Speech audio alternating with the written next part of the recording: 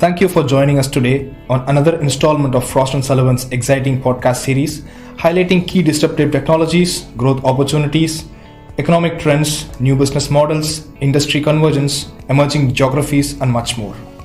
This is going to be one of 36 exclusive podcasts detailing our research on light vehicle leasing market in specific countries across the world.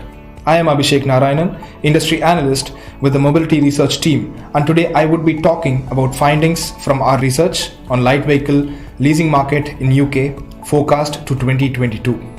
The research covers leasing of both passenger vehicles and light commercial vehicles.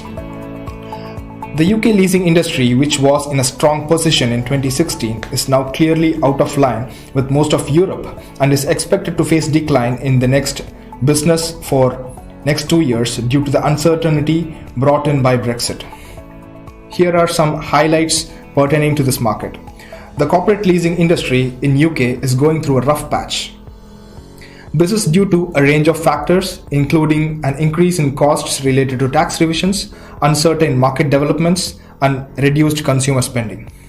While there are certain growth areas that leasing companies can leverage to offset their losses, for example, private leasing, these are unlikely to be long-term solutions to sustain growth. The operational leasing segment dominates the corporate leasing market, commanding a share of 87.8% of total new company cars leased in 2017. Surprisingly, this was a segment that was the hardest hit, slowing down by 7.9% year-on-year in 2018.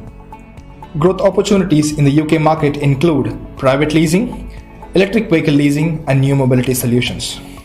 Firstly, private leasing is the only segment in the mobility market that was not impacted by the ongoing economic turmoil. Sales of new private lease contracts grew by 3.7% year-on-year to hit 609.5 thousand units in 2017.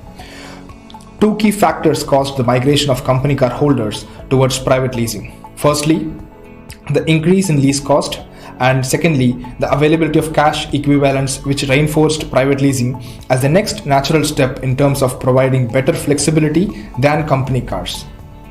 Already a market with high annual contract sales, its penetration is very small from a park perspective, representing only 5.2% of total retail park.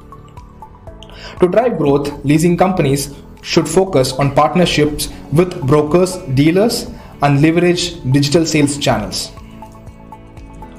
Secondly, on the XEV leasing front, there is no clear business model for XEV leasing.